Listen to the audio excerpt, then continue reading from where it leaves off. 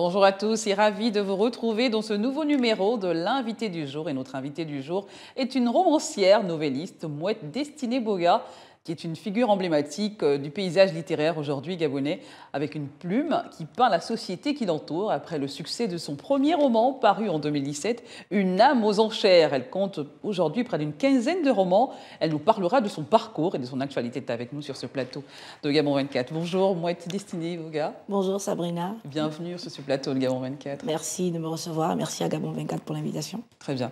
Alors, vous êtes doctorante en droit international humanitaire et vous êtes aussi passionnée de littérature et de poésie. Comment avez-vous découvert l'écriture et comment est né votre amour justement pour l'écriture? Lorsque je parle d'écriture, je parle jamais de découverte. Enfin, ce n'est pas une rencontre. C'est quelque chose que j'ai trouvé en moi. Donc, j'écris depuis un âge où on n'a peut-être même pas conscience de ce qu'on fait. Je devais avoir 9 ans, 10 ans. Donc, c'est quelque chose qui est profondément ancré en moi. Donc, non, je n'ai pas fait de découverte. J'ai simplement suivi les élans de ma personne, de mon cœur. Depuis le lycée, vous avez déjà ce Depuis petit le primaire. quelque chose, oui. Le primaire. Oui. C'est toujours la première de la classe, très Oui, calée quand en même. français. Oui, effectivement, c'était ça. Oui. Alors, comment avez-vous su que vous aviez quand même un talent pour l'écriture et la poésie? Bon, encore aujourd'hui, je ne sais pas si j'ai un talent. Je sais que j'aime ça. Voilà, c'est un moyen d'expression pour moi. Je m'exprime beaucoup comme ça. Oui. Maintenant, il a fallu passer le pas, effectivement, et devenir écrivain. Mais ça a été très récent, disons, ça fait seulement 8 ans. Donc, c'est après un drame personnel, on va dire. J'ai perdu mon père et ça m'a poussée à sortir de l'intimité que j'avais mis autour de l'écriture et de publier pour les autres aussi, parce que je voulais partager ça. Ça a été le déclic, ce décès de votre papa? Ça a provoqué quelque chose en vous? Oui, parce qu'à ce moment-là, je me suis mise à écrire de façon compulsive. Voilà, c'est devenu, j'écrivais tous les jours, peut-être que c'était ma façon à moi d'extérioriser la douleur. Oui. Et puis, il est devenu évident que je ne pouvais plus garder. En fait, je me suis rendu compte que tout ce que j'écrivais m'étouffait finalement. J'avais besoin de partager ça avec les autres. Donc, à ce moment-là, j'ai décidé de publier. Bah, très bien. Voilà. Il y a quelqu'un, un parent, qui a toujours été un fan, qui vous a toujours encouragé dans ce que vous faites aujourd'hui? Bon, oui, maintenant que je suis officiellement écrivain, oui, j'ai ma maman qui est ma fan numéro 1 et puis mes frères et sœurs. Mais c'est vrai qu'avant ça, comme c'était très, très, très privé, non, je vivais ça un peu seule. Vous avez participé à des concours, notamment des concours de poésie, ici ou à l'international peut-être? Disons que participer à des concours, non, parce que je ne suis j'aime pas trop. Bon, c'est pas que j'aime pas la compétition, mais je n'aime pas avoir à me mettre en compétition. Je trouve que j'ai pas besoin de ça. Je fais ça pour moi-même. Mais c'est vrai que j'ai des œuvres qui ont été nominées. Mon premier ouvrage, donc sans que vous ne fassiez quoi que ce soit. Voilà, sans que je fasse quoi que ce soit. Mon recueil de poèmes a été nominé au Gala de la femme africaine à Paris en 2015. Très bien, oui. Et plus récemment, Escapade mortelle a été nominée au prix Les Afriques 2020 à Genève, donc. C'était.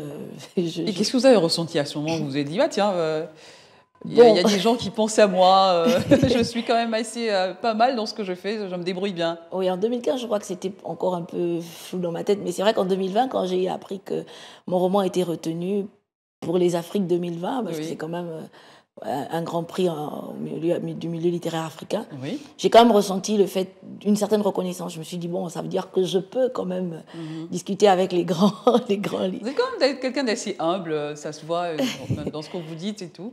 Bon, disons que oui, parce qu'au fond de moi, je ne ressens pas particulièrement le besoin de m'en enorgueillir, en fait. Pour moi, c'est naturel. Je vis ça naturellement. C'est très bien. Voilà. Vous avez commencé par une œuvre poétique en première expérience. Parlez-nous-en. Alors, comme je l'ai dit, j'ai commencé à publier après la mort de mon père. Donc, mon recueil de poèmes, malheureusement, je ne l'ai pas sur moi aujourd'hui.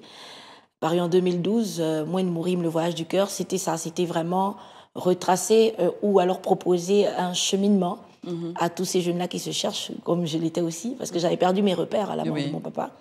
Donc, c'était ça. C'était vraiment, il y a 3 parties. C'est l'être intérieur, la terre, donc le monde qui nous entoure, et l'amour, que j'estime être la destination finale d'un cœur.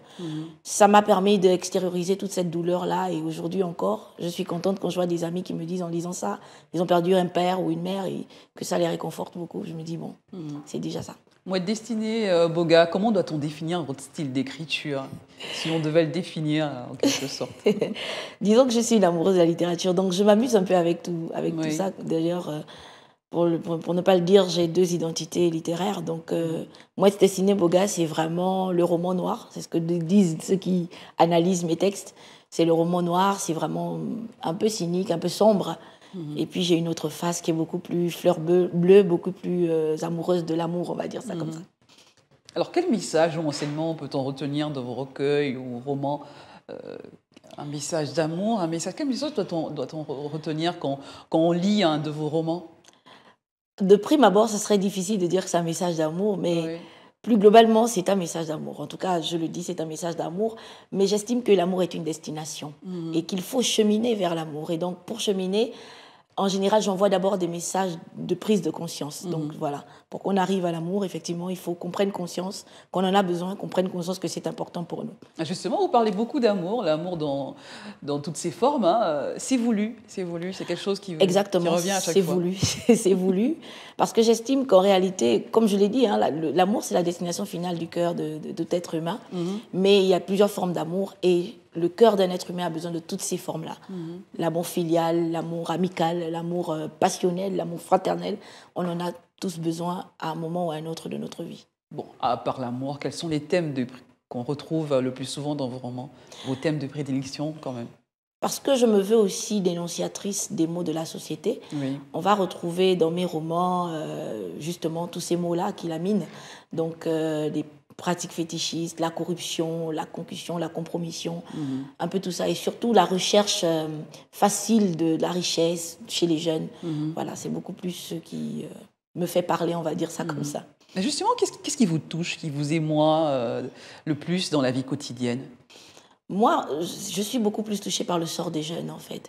Je trouve il y a trop, notamment au Gabon, dans notre pays, la jeunesse est un peu perdue. Oui. Et ça, c'est quelque chose qui me donne envie de faire quelque chose, on va dire, d'œuvrer pour... Et pourquoi vous dites que la jeunesse, elle est un peu perdue? Quels sont les... Il y a Qu'est-ce qui qu'à vous fait dire voir, ça? Dites-nous. il y a qu'à voir, non seulement il y a une bonne partie de la jeunesse qui est désœuvrée, il y a une autre partie, même quand bien même elle a des diplômes ou tout ça, qui cherche encore une voie de sortie et tout le reste. Mais surtout, je trouve qu'il y a une perte de valeur dans notre société. Il y a vraiment parfois des comportements, surtout au niveau des jeunes, qui ne valorisent pas notre gabonité, on va dire ça comme ça, ou même notre côté africain. Donc je pense qu'il est important qu'on retrouve un peu ces valeurs-là, ces valeurs endogènes, ces valeurs typiquement africaines, typiquement traditionnelles, qui sont finalement la base de notre vie en société.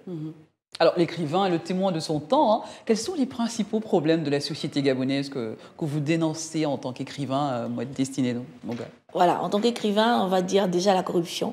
Ça, c'est quelque chose qui me fait parler. Oui. Il y a aussi toutes les questions d'inceste, donc les faits divers comme l'inceste, les viols des femmes et toute la violence faite aux femmes. Oui. Et également, comme je le disais tout à l'heure, la perte des valeurs. Ça, j'insiste, j'en ai vraiment besoin. Et beaucoup, la méconnaissance de soi aussi. Oui. Je trouve qu'on a parfois affaire à une classe de personnes ou de jeunes complexés. On fait dans du copier-coller. Oui, voilà, complexés, qui ne savent pas exactement ce que nous sommes et quelle est la richesse d'être gabonais ou d'être africain tout simplement, et qui parfois ont besoin de faire comme ce qu'on voit à l'extérieur, et c'est pas nécessairement intéressant pour notre société. Et quelles sont vos relations avec les autres écrivaines gabonaises?